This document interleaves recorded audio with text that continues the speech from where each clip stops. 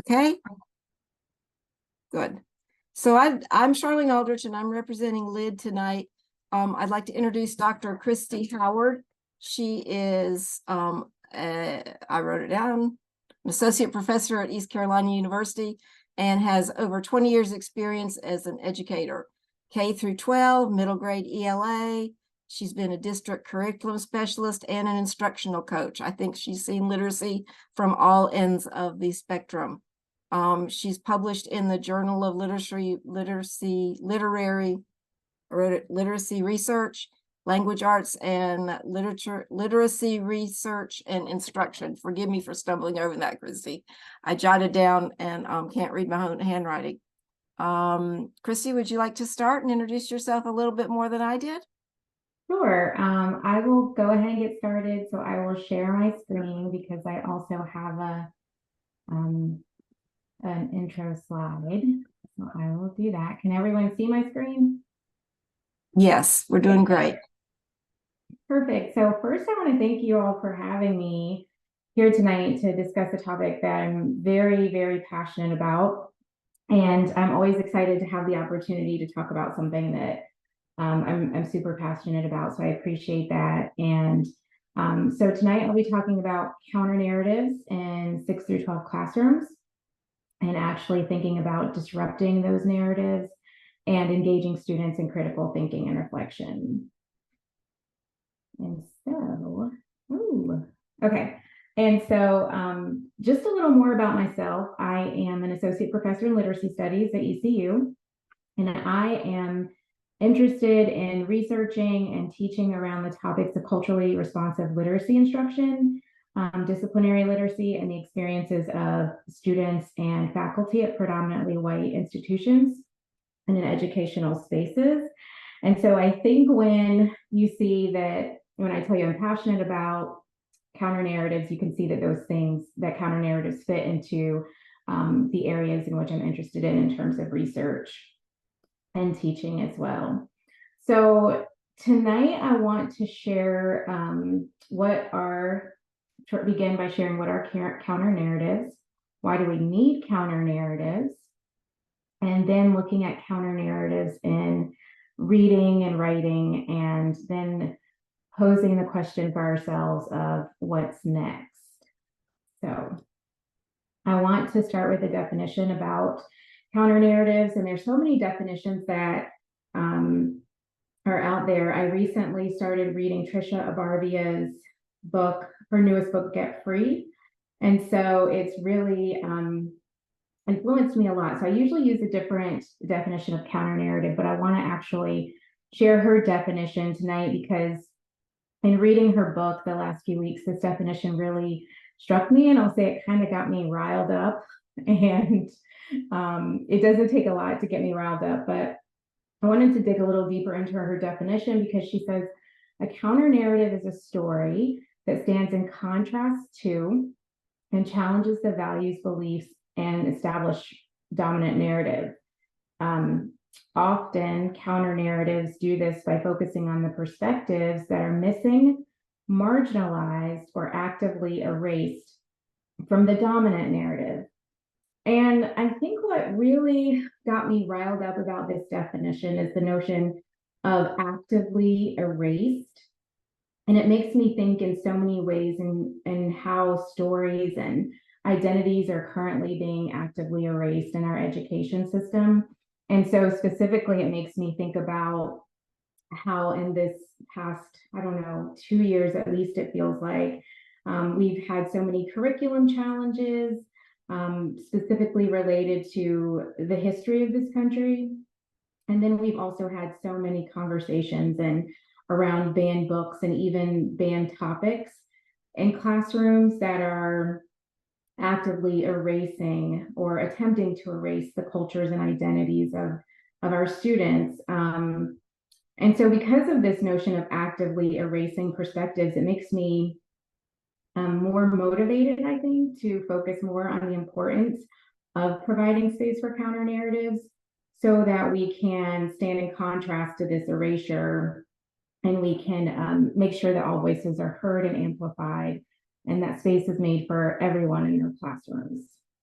And so in Trisha Abarvia's definition, she discusses counter narratives, but she also mentions in this definition the notion of dominant narratives. And so I want to define that as well. And this quote actually comes from Toni Morrison, and she says, "The master narrative is whatever ideological script that is being imposed by the people in authority on everybody else." And I use this definition when I think about the dominant narrative because I feel like there's always the script that we're being told. And sometimes it's, we can't say that, we can't say this word, or we can't teach about this particular topic. And so we're being given these scripts, and we're told we can't teach through this lens and we can't use this book. And so I want to engage you in just a moment to think about the ways in which we are, in which scripts are being imposed on educators right now. And in classrooms, but also outside of classrooms, how is this impacting our students? And so just think about this for about 30 seconds, and then maybe a couple of us can share out.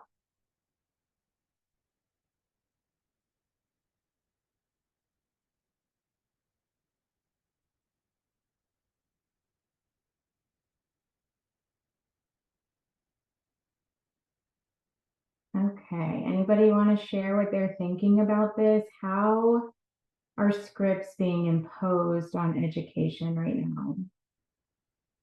And educators. Yeah, Debbie. Yeah, I'll share if you like. So I teach 6th grade. I call them my reader writer thinkers. But the script that's being imposed is that books are unsafe and causing damage to the students, to the children. And what the books that they're claiming are unsafe are anything outside of the dominant, I guess, narrative. And it's very limiting in the classrooms where this is happening. Yeah, absolutely. And I think that we're seeing that across the country, really, for a long time. And I earlier I said it's been like a year or 2 years that we've kind of been dealing with these conversations. We know it's been much longer than that, but I think a year or 2 years ago is when I felt like it really started to hit home in our state a lot more, where we were starting to have these conversations about books being harmful, right? Or just not appropriate for students. And I was having this conversation yesterday, and I'm like, well, what's inappropriate? Like, I had a teacher tell me she can't teach the civil rights movement in her classroom. I'm like, this is part of the standards. How is that inappropriate? So yeah, that's definitely one way. Anyone else want to share? And you definitely don't have to. I want to make space for everyone's thoughts and voices. I'm happy to share, Christy. I feel like you and I talk about this and have somewhat presented, but when we think about the dominant master narrative and how it hurts us, if we think about curriculum, it was created centuries ago, it was created for white men. And so that is that dominant or master narrative that's now being enforced on everybody else, whether they are a white man or not, and not really respecting and valuing who our students are when they walk in the classroom. Yeah. So how do these two examples hurt or harm our students?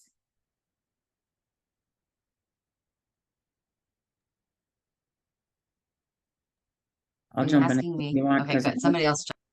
Well, I mean, I'm with the kids all day long, and when their background knowledge is lacking, I mean, I want to say it's like everything, but it's almost everything, because I feed them books to read and they're struggling to comprehend because they don't have the background knowledge to make the connections and to comprehend what's actually going on.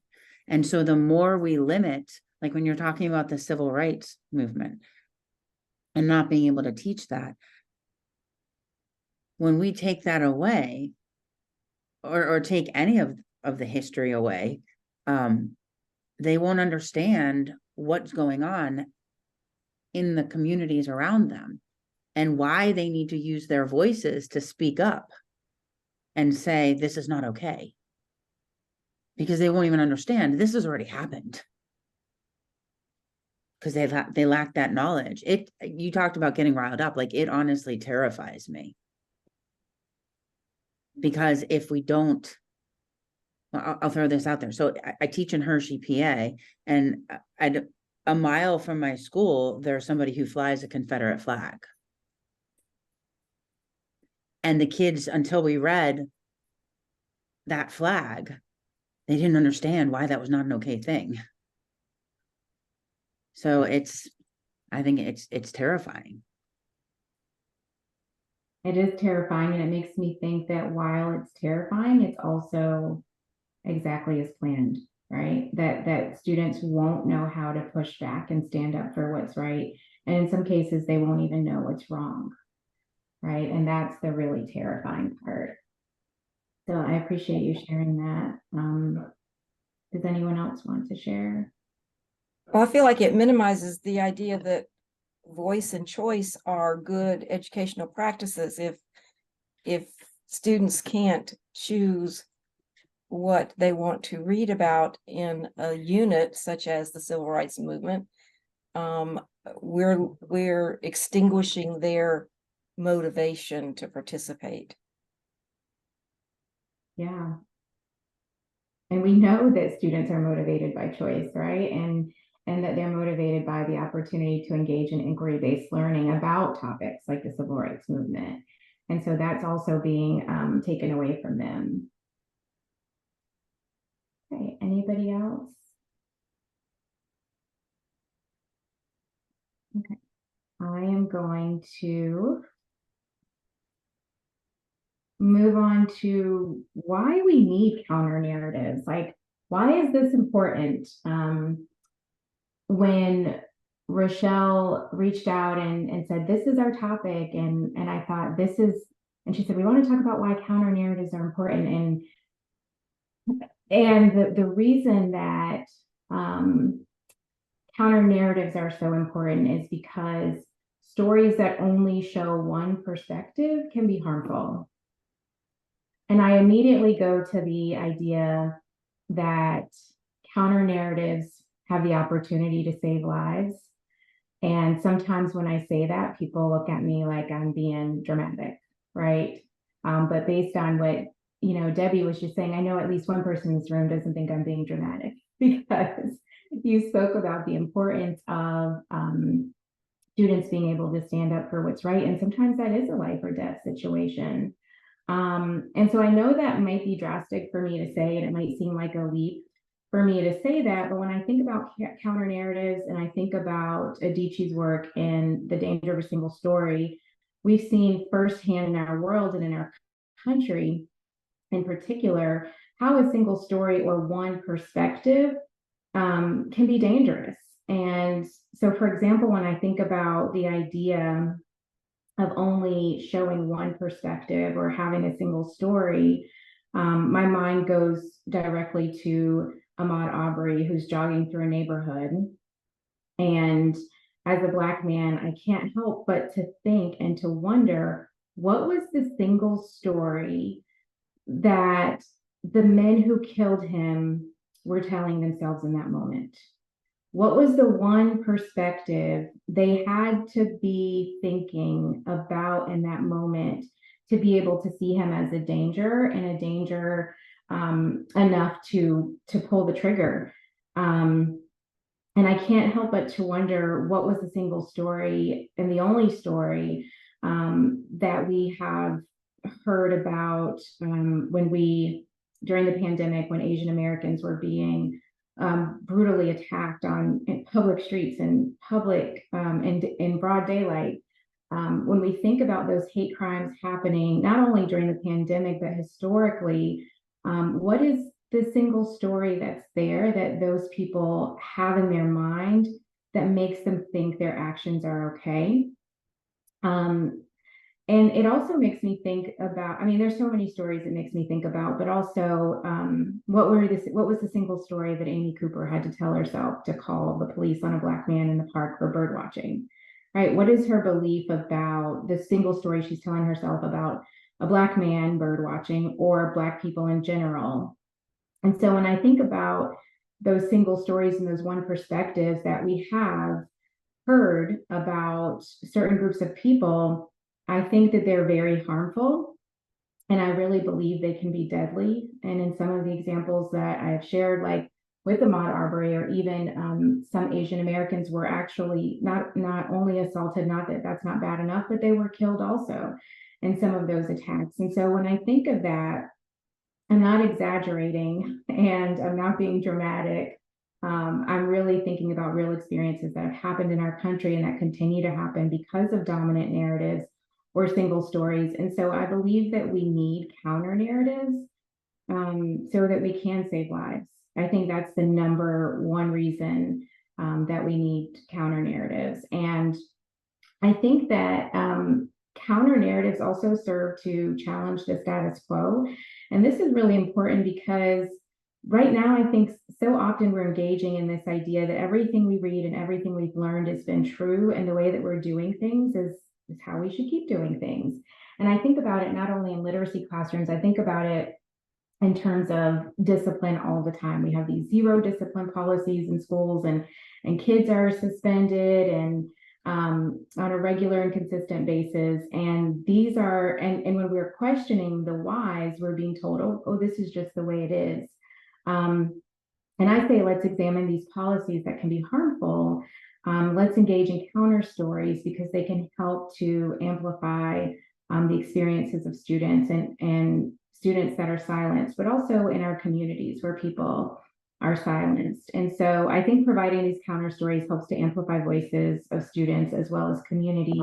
And we also, they help us to engage in a world and be more responsible for how we interact in the world. I think that when I give the examples of how counter narratives can be harmful, this ties into that idea because we have to be responsible. We have to be knowledgeable enough to not cause harm. And I think that counter narratives and counter stories help us to be able to do that. So when I think about the idea that counter stories also help us to disrupt deficit perspectives and harmful narratives, I always think about, I don't know if y'all remember this, but Laura Ingraham said about LeBron James that he should just shut up and dribble. And so there are big news stories for weeks about her saying this to him because he's an athlete and she felt like athletes should just play ball, right? And so when I think about this quote, I think about how that dominant narrative is not only harmful to LeBron James or to any athlete, it's really harmful to our students as well. When I'm watching sports with my husband, I always want to know the stories. I want to know, hey, does this guy have a kid? Is he married? Like, what's his outside life? I want to know who he is off the field. And my husband will go on social media and he'll show me pictures of the athletes with their families or videos. And the other day he pulled up Joshua Dobbs, who's a current Vikings quarterback right now. And he's also an aerospace engineer. And I thought about how he is really disrupting these deficit perspectives of athletes because we have this notion, the dominant narrative is that athletes aren't smart. They should just play ball. They should just get out there on the field and do what they're good at. So I wanted to look up Joshua Dobbs a little bit. And as I started to do that, I learned about Leland Melvin. And Leland Melvin is the actual first NFL player to also become a NASA scientist. And so he has been to space twice. And he has this amazing quote, and he says, when I was growing up, I can move my picture here for a minute.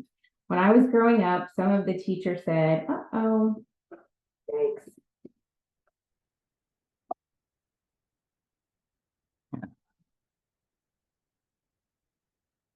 He said, when I was growing up, some of the teachers said, you can either be a jock or you can either be a scientist or an engineer. And people don't see that you can do both. It's just powerful and beautiful to see this right now. And this is really powerful and beautiful to see right now, because we have students sitting in our classroom that are just like Leland Melvin, who might want to be an athlete, and they might want to be an engineer or scientist or doctor or whatever it is they want to be. And we need these counter narratives in our classrooms.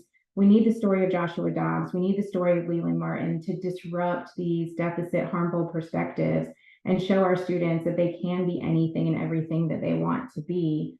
And so when we look at these two examples of counter narratives disrupting deficit perspectives, how might these two counter stories be important in a history, science, or even PE classroom? Oops, I'm sorry.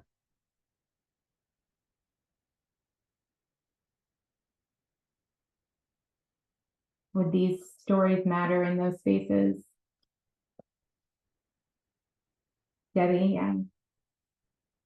So it makes me think about something my therapist talks about a lot is whole and part, right? She's like, part of you feels this, and part of you feels this, and part of you.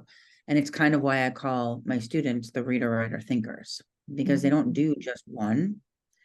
And so when like I'll speak in the thinking about the students, when our students can see that they're not just one of anything, you know, like sometimes they're a basketball player and sometimes they're an aerospace engineer, you know, and sometimes they're a friend and sometimes they're a dog walker, you know, and sometimes they're out in space. And so I think in terms of what it does in that space is that like it creates space for students, humans of all ages, to be many things. And it's making me like, I teach the kids, we read widely. And it's because of what you're saying, right? We read widely so that we understand multiple, well, as many perspectives as we can. And that it's not the same for everybody. And when we do that, we build empathy. So like even the guys you have on the screen, I mean, I would argue the more you are, the more pieces you are, the more empathetic you are. In theory, I think that makes sense because you're seeing things from so many different perspectives. Absolutely. And I fully, and I was just, I don't know if that fully answers what you asked, but that's what kept going through my head. Yeah, and that's so powerful and so important when you're saying like we don't have to just be one thing. And I think that counter narratives help us to do that. And I love that within these two stories also, we're seeing that you can the stories we typically see are being disrupted here in a way that you're saying more specifically is about you don't have to just choose to be this, right? And but in as Melvin says, his teachers told him, I had to choose you have to choose to be this or that. So I think it's so powerful that you're saying that because as educators, I want us to tell our students exactly what you're saying and exactly what Melvin is saying. He wished his teachers had told him, you don't have to choose, you get to be whoever and whatever you want to be. So next I want to share, and I don't know why my screen is, my mouse has been trying to get here. So here we are. I want to share some ideas and activities for thinking about counter narratives in classrooms and what that looks like in reading and writing. And when I tell y'all, I love a good book. I just love to read. I will read anything. But in particular, I really love these stories, and I wanted to share these with you as resources for stories that tell counter narratives for our students, because they're so incredibly important. And I always tell the story that the first time I read a book about a Black woman or a Black person was in the 10th grade. Now, that's outside of Martin Luther King and Rosa Parks, because I definitely read about and learned about Martin Luther King and Rosa Parks, but an actual novel by a Black person or about a Black person, I was in 10th grade. And so When I think about that, I think about the implications of that on counter narratives in so many ways. And the importance of learning about Martin Luther King and Rosa Parks, but also those stories were the story of struggle, and they were the story of Black struggle. And I think it's important that we are reading stories where we have multiple perspectives of Black culture and Black community. And I wish I had access to those stories that were showcasing Black joy and Black love and community, and not just a constant struggle. And I wish I had those books for my kindergarten self and my first grade self and my fifth grade self. But here I've shared a lot of different books. Most of them are middle and high school texts. I do have some picture books sprinkled around. Trisha Barvia says that she loves using children's books and picture books with high school students because, well, for several reasons, but they help students to think about stories from multiple perspectives, and they're short and we can read them in a few minutes, and then we can use them to allow students to write and to reflect.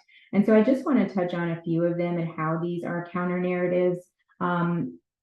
First of all, We Are Still Here is one of my favorites. I think when we talk about Native Americans in classrooms, a lot of times, and we hear this all the time, we're talking about them in the past, right? As if they don't exist today. And so I love this book by Tracy Sorrell, who says, we are still here. And so it's a beautiful picture book that says just that, like, these are the stereotypes, these are the things that you hear, that we aren't still here, and everything was so long ago, but we are still here. And so another one is My Poppy Has a Motorcycle. And I absolutely love this story because it talks about a little girl who's on a motorcycle ride in her community, and she is finding the things in her community that bring her joy and bring her happiness. And there are things like the park, the corner store, the baseball field. And so a lot of times when I work with students, and I ask them to think about their cultural wealth and their community assets, they're saying, oh, I don't have any assets where I live. There's nothing great about my community. It's boring, right? I hear that from kindergarten all the way up to college age kids. And so this book really helps us to help students find those places in their community where they can really see the cultural wealth and the community assets there. So that's a great book. Some Places More Than Others by Renee Watson is a middle grades text. And this is a beautiful story because, as I mentioned earlier, growing up, I saw so many books that were, again, about Martin Luther King and Rosa Parks and the struggles that they endured. But Renee Watson, she just doesn't miss with Black joy. I mean, she is going to tell a story about love and community, and learning and just people having fun and enjoying life. And so I think this is a great counter narrative to share with our students.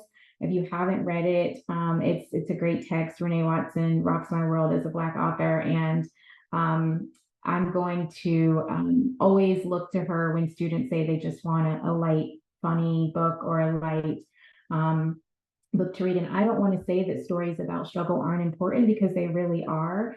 We need to know the struggle of different cultures and marginalized groups, but we also need to see joy in these places also. And so that provides an opportunity for students to see that. I'm trying to see where my other book that I wanted to mention is.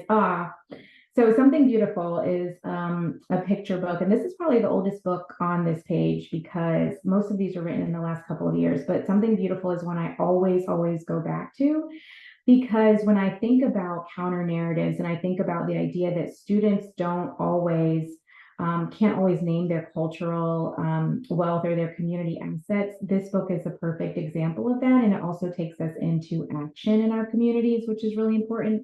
So the main character in the story starts out and she's, looking at her community and she's saying, there's nothing beautiful here. There's broken glass. The courtyard's dirty. There's no garden. And so she begins to go around her community and she's asking people, she's saying, I want to try to find something beautiful here. So she goes to the local diner and the owner makes her a fried fish sandwich. And the owner says, there's nothing more beautiful than my fried fish sandwich. And so she sits down and she eats the sandwich. She then goes to the fruit stand, she goes to the basketball court, she goes to the park, and she finds all of these wonderful things. in her community that show her community assets. And then at the end, she goes home and she cleans up the broken, the trash in the backyard, and she plants flowers in the garden. And so it's showing our students that not only can we find beautiful beauty in our spaces and in our communities, but we should also be able to recognize when improvements need to be made. And so then to create a counter narrative of that space by improving it or working to change it. And so that story just seems to have all the pieces of a counter narrative, especially when we think about counter narratives in spaces and places. But again, all of these books are amazing stories and speak against the dominant narrative for these different groups of people. So if you are not familiar with them or want to learn more about them, I'm happy to answer any questions you have about them. So I just showed you a list of books that I like to use for teaching counter narratives, but a question that I often get is, how do we choose text? And so again, there's so many different resources for choosing text, but I want to go back again to Abardia's work where she has these questions here, and she actually has these questions posed for just choosing text to have in your classroom in general, but I think they fit really nicely with text for choosing text for counter narratives. And so she says, can this text provide meaningful insight to students about identities with which they are unfamiliar? And I think when we're choosing text for counter narratives, this is really important. In what ways can this text help to develop a positive social identity for my students? How can this text challenge incomplete or harmful dominant narratives about different identities? Does this writer treat their subject with complexity and nuance and avoid stereotypes? And we know that sometimes authors don't do that.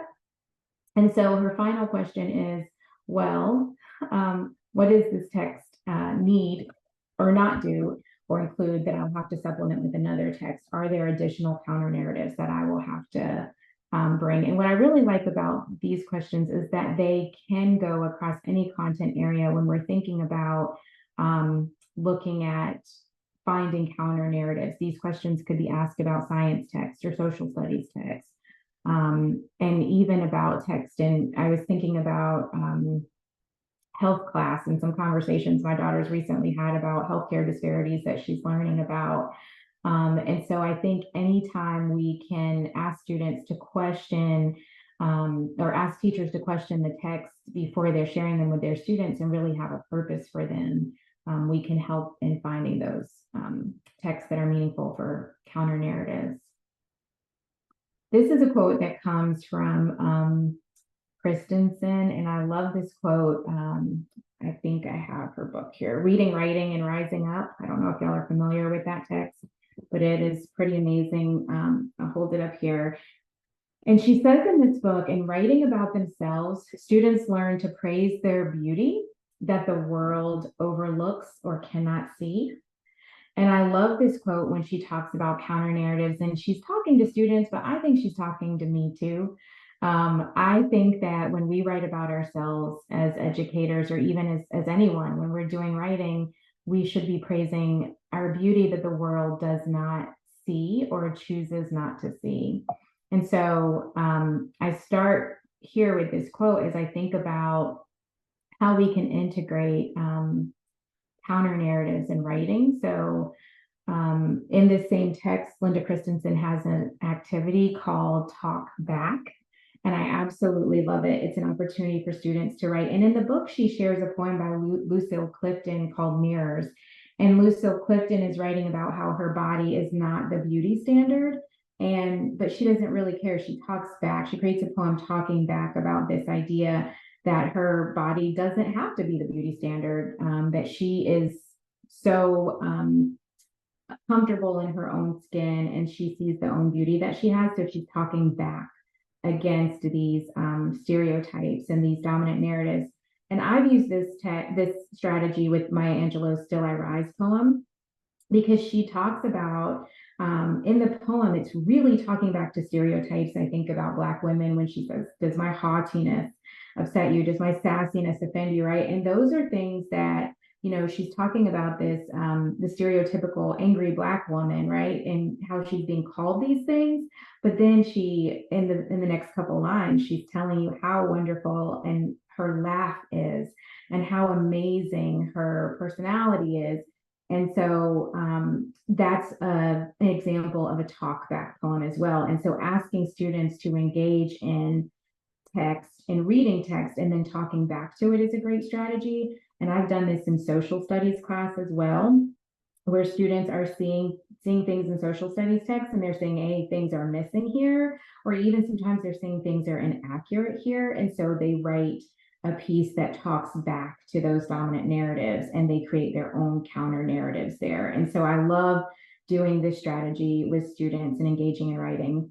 And then visual autobiographies as counter narratives. I've done this with students, again, across content areas where they are writing, creating autobiographies about themselves, in some cases where they're doing multi-genre projects and drawings and photos and poetry, writing, all of it. But I've also done this where they do visual biographies as counter narratives in classes where they might have read about a particular person in history, and now they're going to do a visual biography as a counter narrative, doing the same thing, a multi-genre project, photos, drawings.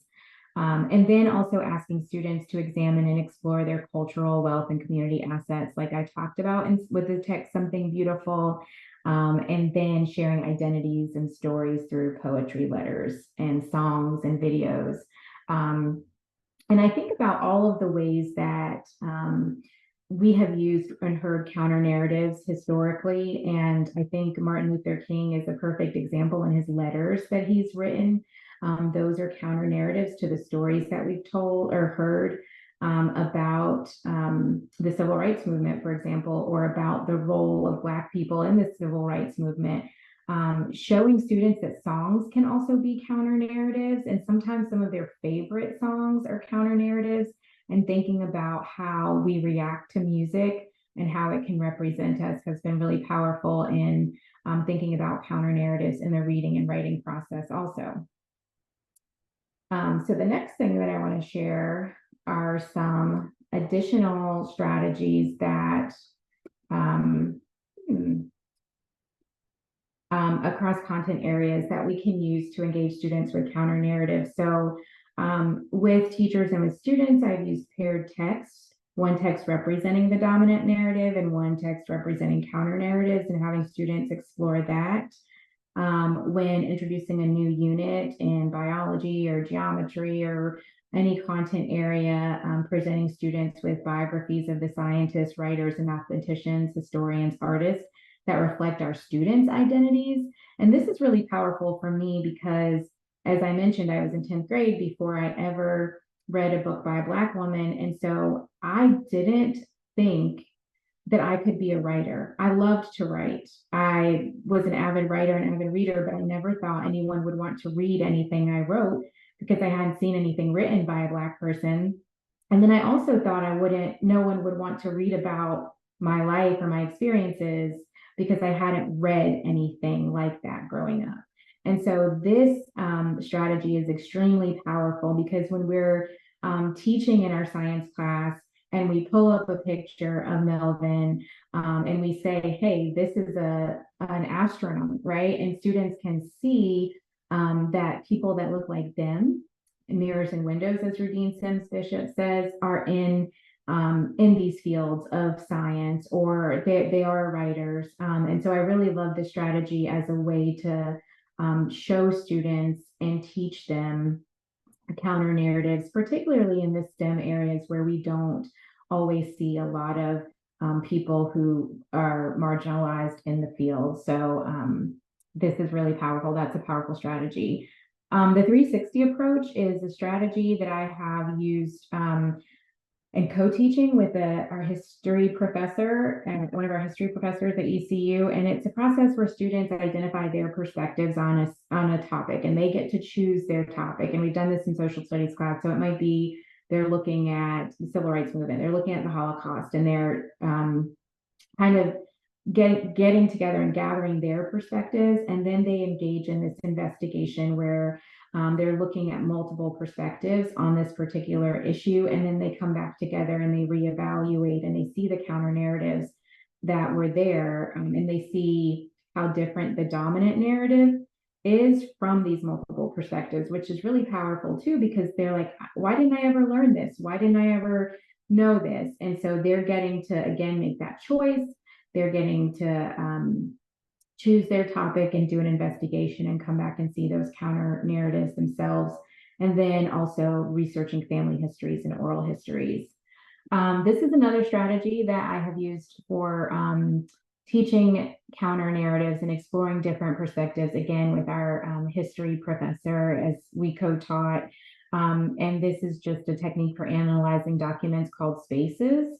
And we ask students to really look at usually primary source documents, and they're looking at summarizing, but also looking at the purpose and how do you know this purpose, looking at analyzing text, looking at finding claims. But my favorite one is looking at the author's slant. What similarities and differences do you notice in point of view and presentation of claims between this text and other texts we reviewed on the same topic? And so that's where students start to find those counter narratives. And again, this could be used across any content area. Because we're always asking students to summarize, and we're asking them to analyze and find claims and evidence. Christy, I'm going to interrupt you just a minute. Vanessa has her hand raised, and I wondered what she had to comment on. Vanessa? Yes, absolutely. I'm so sorry, Vanessa. That's No, okay. I'm watching. Thank you. Now, I just had a quick question. You mentioned, Dr. Howard, you mentioned a couple of times about the book that you read in the 10th grade for the first time. And I was just wondering what was the title and author of that book? The title and author of that book is I Know Why the Caged Bird Sings by Maya Angelou. Vanessa, and guess what my daughter's name is? Maya. Maya. Yeah. That is how powerful that experience was for me. I get emotional almost every time I talk about it, because again, I was able to see myself as a writer, because wow, right? And then she's such a beautiful writer. And I kid you not, I came home and I told my mom I wanted every book by Maya Angelou. And then I also got to see in her poetry and in her books the messiness and realness of life, but also some joy that was embedded there too, right? And so that was the first book I read. I named my daughter Maya. From the minute she could, even when she was in my belly, I was reading poetry from Maya Angelou to her. I was reading letters to my daughter. As soon as the book came out, my daughter wasn't old enough to read that book, but I'm reading her those things, and wouldn't take nothing for my journey now. Just sharing those texts with my daughter so she could see this is who you're named after. You can be a writer if you want to. You don't have to be, but the possibilities are there. And my daughter loves Maya Angelou. She loves telling the story of how she got her name, and the impact that Maya Angelou's work has had on her life too. So you can see, how important that was for me, right? These are questions that we can ask across content areas and different, when we're asking students to examine text. And the biggest thing about counter narratives is, for a long time, my daughter, and I talk about it all the time, but particularly when she got to middle school, it's like she believed everything she read, right? And if it were on the news, if it was in a book, if it was on social media, she believed it. And I needed her to take a critical lens to these things that she was hearing and seeing, and recognize this is only one side of the story, and who is telling this story, right? Be it on the news, in a textbook, in a novel, in a documentary. Like, let us hear the story, but let us also hear, this dominant narrative, but also counter narratives. And so using these questions, I think, helps students with that across content areas. How does the story change if someone else is telling it? Right? I would always ask her that, and give her examples, even with her and her friends. Well, you said you had it first, but she says she had it first, right? And so just thinking about how does the story change, What does the author want us to believe? What does this topic mean to you? And understanding that when we have this investment in a topic, our narrative is going to be very different than if we're not invested in it, right? And so how does that show up in writing and reading? How can we challenge negative perspectives of perceptions of dominant narratives? Whose voices are missing? How do our experiences shape how we view whatever the topic of study is? And what does this mean for how others may view the topic of study, right? Because how I view something might be very different based on my experiences and my identities. And so making sure students understand that as they're reading and engaging with dominant and counter narratives. And then here, we should engage with dominant and counter narratives to understand the perspectives of others and ourselves, to know our history, examine our present, and hope for our future. And so I told you we would talk about what's next. So this question comes from Jason DeHart, and I think he's a friend of Rochelle's. I think he might, I don't know if you all know him as well, but this quote comes from him, and he says, counter narratives offer opportunities for us, students and teachers alike, to not just accept the stories the world tells us, but to practice becoming the authors of what comes next. And I think this is really powerful because I think that we can hear all of this and we can know and understand the importance of counter narratives. We can know what it is. We can know why it's important. But I think then we have to decide the so what of that information, because knowing isn't doing. So how can we take what we know about the importance of counter narratives and use this to, like Debbie said earlier, teach our students that these counter narratives, disrupting the dominant narrative, is how we stand up for people when people need us to be allies or need us to be co-conspirators with them. And so I think understanding the importance of them, and a lot of times I talk to people about counter narratives and they don't see the importance, and then I go to the idea that they do save lives, right?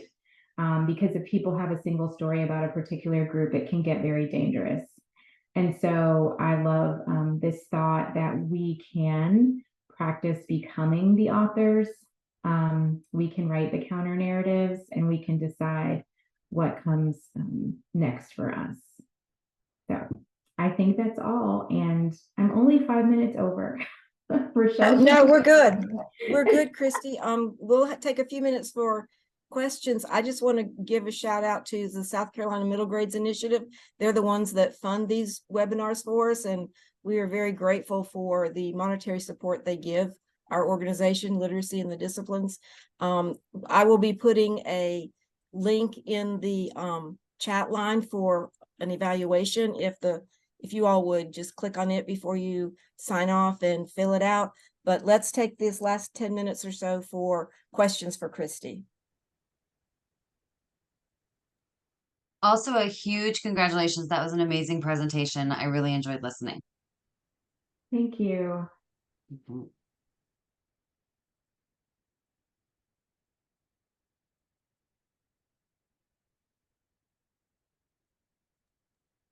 Christy, can you see the chat since you're still sharing?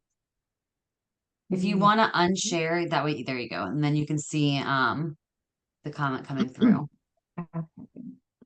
I did post a couple comments, but I also wanted to mention that I was writing about the danger of the single story as you started talking about it. I think that's one of the most important things. I've tried using that in many of my English literature classes. Yeah, Adichie tells us is that it's not, the danger is that one, the single story is incomplete. And then the second thing is that it's just one part of us. And like Debbie said, we're more than one thing, right? And so we just have to continue to tell that story. Can I share a thought? Mm-hmm. Listening to everything that you shared tonight was really beautiful. And it dovetails nicely into things that I've been thinking about lately in terms of the majority narratives and then marginalized narratives.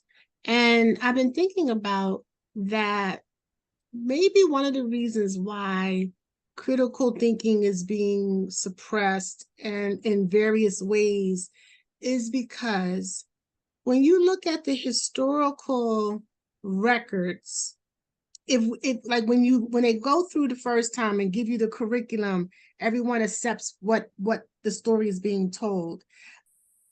But now if we are telling students and adults, students of all ages, to go back and look again with a critical eye in terms of critical thinking, there's going to be new things discovered.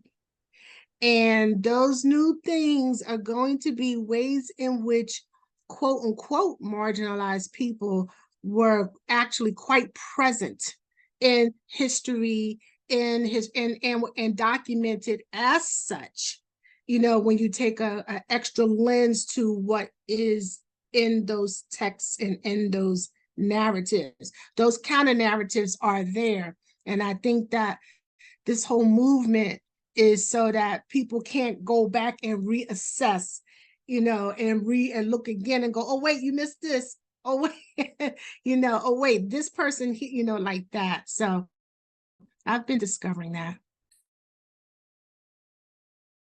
Vanessa, I think that's so important, and it makes me think about the work that I've been doing on learning my own family history, and where both of my grandmothers have passed away, and I just hate that I didn't start this work before that, because I know there's so many stories that are now gone with them, or so much of my history that I don't know. And so I've been going to my oldest aunts and my oldest uncles and asking them and trying to gain this information, because I want the stories. I want those counter narratives. I know what I've been told, you know, about our people. I know what I've been told about our history, but I want to, and I should have a long time ago. And it's been 8 years since my last grandmother passed. And right after that, I started trying to put the pieces together. But those, you know, I talked about it in one of the slides, like those family histories, those oral histories are so important, because if we don't tell our stories, other people will tell them for us, right? And we know they may not be right. Yeah. And that's a very, very good point, Christy, that other people will tell our stories for us. And I think that that's probably a really good note to end on with the, unless somebody has another comment, because that's what I feel like I need to take away from here. I need to be more comfortable sharing my story and really listen and ask for other people's stories, so that my eyes continue to open further and further. Any other comments, questions? Yes, Debbie's hand up. And I want to say thank you. Oh, yes. Anybody else? Yes. Thank you, Christy, so much for sharing your time. I appreciate everybody that signed up for it. I know this has been a valuable conversation for us, and just to hear Christy's passion about it inspires me. I did wonder, and I didn't, and feel free to say no, of course. So I train some of my students to be literacy leaders, where we go and then teach reading to the younger students. Mm-hmm. And part of that, like, I would like to share a lot of what you just shared with them, because they're going to be choosing. Now, we have a very extensive, it's kind of an obsession, like, collection of books in my classroom. But I want to make sure that they are choosing wisely when they do that. Would you be willing to share your slides or parts of your slides? Or I won't use them for anything other than my students, to teach them, look, this is the learning I went to, and this is what I'm sharing with you for the same reason. Absolutely. I can send them to Rochelle or whoever will share them with you all. I don't mind sharing them at all. Well, thank you. Yeah, Debbie, I want to say, the recording. Sorry. oh, go ahead. The I was recording gonna is say, also going to be, This needs to be all over the place. Like what you just shared, I'm a white woman. And I that's my opening line with the students at the beginning of the year, as I'm standing there with the books that I've read over the summer, which are where I was not a 50-year-old white woman in any of my books. Cause I tell them I walk that every day. I don't need to read it. Right. Like one of the books here. So there's one book I'm reading right now. Let's see how I can get it in there. And I told them, because I'm also not Mexican and I don't live with 11 people in my house. So I want to read this. But then the other book you had up there. Yes, yes. Right, because, right, and I read it and then I feed it to the kids, but, this, what you just shared, is not widely known or understood in all the areas where it needs to be known and understood. So I don't know where else you can do this, but you've got my vote to do this all the places. Thank you. Thank you. Yeah. You were gonna say Okay. something. oh no, I put it in chat. So all of our recordings for our webinars are actually found online as well as our blog posts. So Christy will be following up with this with a blog post, so it can actually be shared depending on which way she goes with her blog post. So I shared the website. And as we wrap up, we actually had, so Jennifer Morrison was able to join. So she is the vice president of LID. Charlene is our treasurer. Wanda is one of our board members, and I am currently president. So I wanted to acknowledge our board that is in attendance, and thank you again, Christy, for doing this and sharing your expertise and who you are and your vulnerability. And so thank you all. I hope you all the link is still in the chat if you want to take the feedback survey for us. We really use that information to share with our funder as well, to show that we're listening and going from there.